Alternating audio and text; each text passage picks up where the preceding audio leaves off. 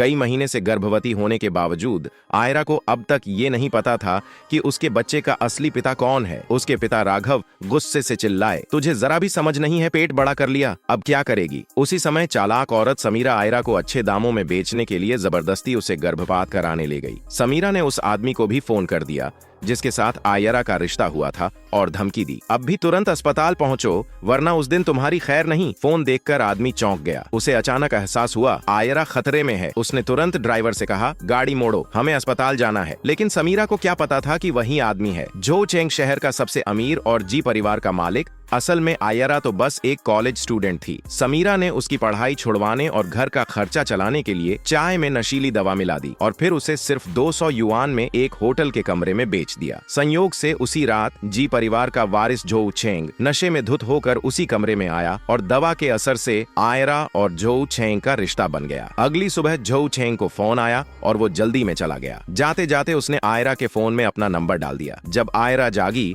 तो उसे समझ आया कि समीरा ने उसे धोखा दिया है। गुस्से में उसने जवाब मांगा, लेकिन समीरा को कोई शर्म नहीं थी, बल्कि उसने उसकी दादी सरला की दवा भी बंद कर दी और आयरा को धमका दिया। दादी सरला की जान बचाने के लिए आयरा मजबूर हो गई। उसने चुपचाप यह अन्याय सह लिया। इधर जो चेंग अपने घर पहुंचा। उसका छोटा भाई अर्जुन एक्सीडेंट की वजह से मंदबुद्धि हो गया था। उसे ठीक करने के लिए ज्योतिषी ने कहा, ऐसी लड़की से मिलाओ जिसकी कुंडली मेल खाती हो। इसीलिए जो चेंग ने 1 करोड़ युआन का इनाम रखा और आदेश दिया कि 2 महीने में उस लड़की को ढूंढा जाए। 2 महीने बाद आयरा ने अपने शरीर में अजीब लक्षण महसूस किए। वो प्रेगनेंसी टेस्ट करना चाहती थी, लेकिन तभी समीरा बाथरूम में घुस आई और जबरदस्ती उसे बाहर खींच लाई। असल में आयरा के घर वालों ने भी पैसे ले लिए थे और दादी की जान का बहाना बनाकर आयरा को जी परिवार को बेच दिया। आयरा से कहा गया, अब तू जी परिवार में रहेगी, उनकी सेवा करेगी, चाहे वो तुझे मारें, डांटें या कुछ भी करें, तू विरोध नहीं करेगी। आयरा समझ गई उसके घर वाले उसे अर्जुन को बेच रहे हैं। जी परिवार की मालकिन संध्या ने उसे कोई इनकार करने का मौका नहीं दिया। सामान उठवाकर आयरा को सीधे जी परिवार भेज दिया गया,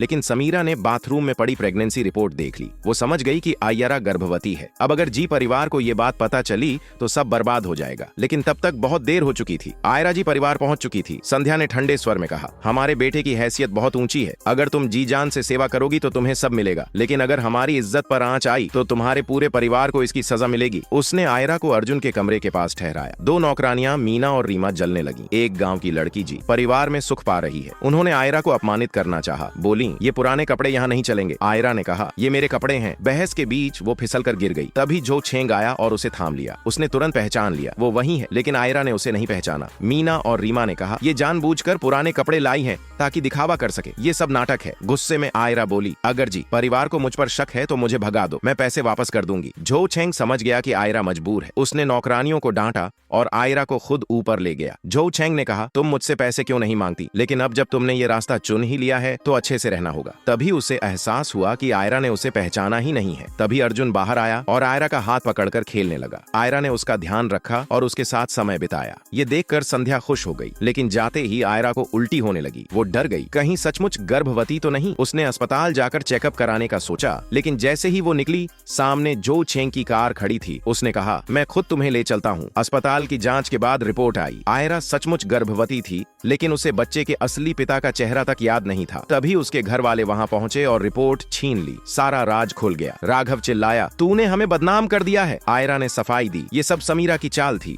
लेकिन राघव ने उस पर विश्वास नहीं किया। आयरा ने तय किया कि अब वो इन निर्दयी घर वालों से कोई रिश्ता नहीं रखेगी। वो जाने लगी, लेकिन समीरा ने उसका हाथ पकड़ लिया।